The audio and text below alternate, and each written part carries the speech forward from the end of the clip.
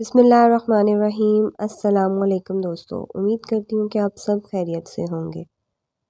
حضرت جابر بن عبداللہ رضی اللہ عنہ کا شمار جلیل الاقدس صحابہ میں سے ہوتا ہے۔ غزوہ احد میں ان کے والد 9 بیٹیاں چھوڑ کر شہید ہو گئے، جن کا حضرت جابر رضی اللہ عنہ کے سوا کوئی کفیل نہ تھا۔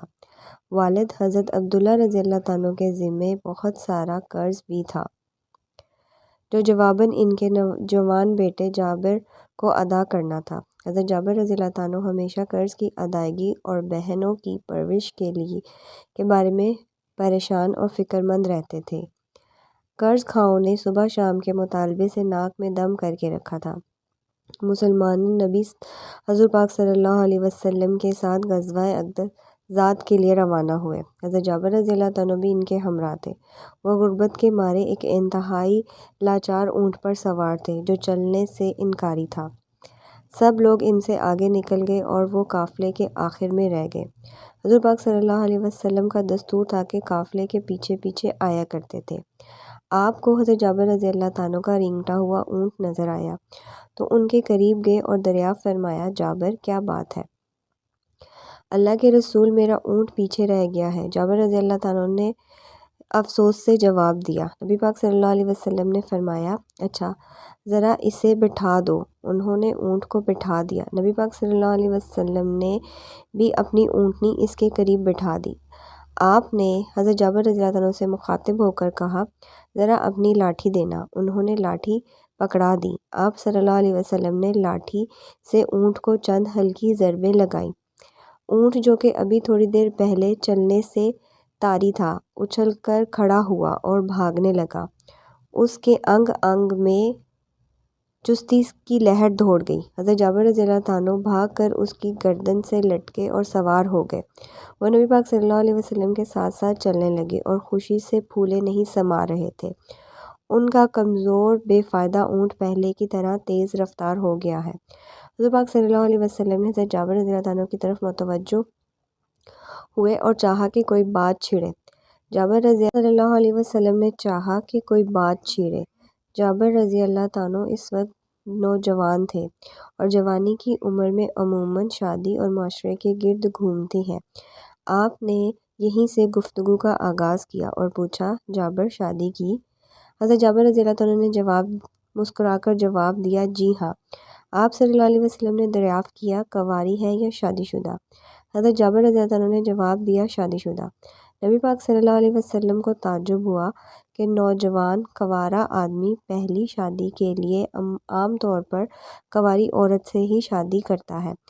آپ نے کہا، کنواری عورت سے شادی کرتے جو تم سے کھیلتی اور تمہیں اس سے ہنسی مذاق کرتے۔ حضرت جابر رضی اللہ عنہ نے وجہ بیان کرتے ہوئے کہا، اللہ کے رسول، آپ صلی اللہ علیہ وسلم، آپ جانتے ہیں کہ میرے والد غزوہ احد میں 9 بیٹیاں چھوڑ کر شہید ہو گئے ہیں، جن کا میرے سوا کوئی کفیل نہیں ہے۔ یہ بات اچھی نہیں لگی کہ انہی کی عمر کی کسی نوجوان لڑکی سے شادی کر لوں اور وہ سارا دن آپس میں لڑتی جھگڑتی رہیں۔ اس لیے میں نے بڑی عمر کی عورت سے شادی کی ہے، جو ماں کی طرح میری بہنوں کو سنبھالے گی، ان کی کنگھی پٹی کرے گی اور انہیں صاف ستھرا رکھے گی۔ نبی پاک صلی اللہ علیہ وسلم نے دیکھا کہ ان کے روبرو ایک ایسا نوجوان کھڑا ہے جس نے صرف اپنی بہنوں کی خاطر جوانی کی پرکیفیت جذبات کی قربانی دی۔ آپ صلی اللہ علیہ وسلم نے حضرت جابر رضی اللہ عنہ کی دل لگی کرتے ہوئے کہا، شاید ہم مدینہ کے قریب پہنچ کر اسرا پڑھائیں گے اور تمہاری بیوی کو ہماری آمدنی کی خبر ہوگی اور وہ تمہارے لیے تکیہ سجا کر رکھے گی۔ حضرت جابر رضی اللہ عنہ کو اپنی اور اپنی بہنوں کی نادانی یاد آئی۔ انہوں نے فوراً کہا، تکیہ؟ اے اللہ کے رسول، واللہ ہمارے پاس تو کوئی تکیہ نہیں۔ آپ صلی اللہ علیہ وسلم نے جواب دیا، انشاءاللہ تم لوگوں کے پاس تکیے ہوں گے۔ وہ دونوں چلتے رہے۔ حضور پاک صلی اللہ علیہ وسلم نے حضرت جابر رضی اللہ عنہ کی مالی مدد کرنا چاہی۔ آپ نے ایک بار پھر انہیں مخاطب کیا اور فرمایا، جابر، اپنا اونٹ مجھے بیچ دو۔ حضرت جابر رضی اللہ عنہ سوچ میں پڑ گئے کہ یہ اونٹ ان کا کل سرمایہ ہے۔ پہلے تو یہ لاگت تھا، لیکن اب قوتی طور پر مضبوط ہو گیا ہے۔ پھر انہوں نے یہ بھی سوچا کہ رسول پاک صلی اللہ علیہ وسلم کے مطالبے کو رد نہیں کرنے کی کوئی گنجائش۔ انہوں نے جواب میں کہا، اے اللہ کے رسول، ٹھیک ہے، بتائیں اسے کتنے میں خریدیں گے؟ آپ صلی اللہ علیہ وسلم نے جواب دیا، 1 درہم میں۔ حضرت جابر رضی اللہ تعالیٰ نے حیران ہو کر پوچھا، صرف 1 درہم میں؟ یا رسول اللہ صلی اللہ علیہ وسلم، آپ مجھے گھاٹے میں ڈالنا چاہتے ہیں؟ رسول پاک صلی اللہ علیہ وسلم نے بولی بڑھانا شروع کی، 2 درہم میں۔ اللہ کے رسول، یوں میں خسارے میں رہوں گا۔ رسول پاک صلی اللہ علیہ وسلم قیمت بڑھاتے چلے گئے، حتیٰ کہ بات 40 درہم تک پہنچ گئی۔ حضرت جابر رضی اللہ تعالیٰ نے مطمئن ہو کر کہا، اب ٹھیک ہے، لیکن ایک شرط ہے کہ میں مدینہ پہنچنے تک اونٹ پر سوار رہوں گا۔ رسول پاک صلی اللہ علیہ وسلم نے جواب دیا، مسلمانوں کا قافلہ مدینہ پہنچا تو جابر رضی اللہ عنہ اپنے گھر گئے اور اونٹ سے سامان اتارنے کے بعد نبی پاک صلی اللہ علیہ وسلم کے عقیدے میں نماز پڑھنے مسجد میں گئے اور اونٹ مسجد کے قریب ہی باندھ دیا۔ نبی پاک صلی اللہ علیہ وسلم نماز کے بعد باہر تشریف لائے تو حضرت جابر رضی اللہ عنہ نے کہا، اے اللہ کے رسول، یہ رہا آپ کا اونٹ۔ آپ رضی اللہ عنہ نے حضرت بلال رضی اللہ عنہ کو حکم دیا، جابر رضی اللہ عنہ کو 40 درہم سے کچھ زیادہ اوپر دے دو۔ حضرت بلال رضی اللہ عنہ حکم کی تعمیل کی اور 40 درہم سے کچھ زیادہ اوپر رقم حضرت جابر رضی اللہ عنہ کے حوالے کر دی۔ حضرت جابر رضی اللہ عنہ نے رقم لی اور یہ سوچتے ہوئے واپس ہوئے کہ اب ان پیسوں کا کیا کروں، یا تو نیا اونٹ خریدوں یا گھر کا سامان لیا جائے۔ ادھر رسول پاک صلی اللہ علیہ وسلم نے حضرت بلال رضی اللہ عنہ سے کہا کہ یہ اونٹ پکڑو اور جابر رضی اللہ عنہ کو دے آؤ۔ حضرت بلال رضی اللہ عنہ نے اونٹ کی بال تھامی اور حضرت جابر رضی اللہ عنہ کی طرف چل پڑے۔ حضرت جابر رضی اللہ عنہ نے حضرت بلال رضی اللہ عنہ کو اونٹ کے ساتھ آتے دیکھا تو حیران ہوئے کہ کیا سودا ختم کر دیا گیا ہے۔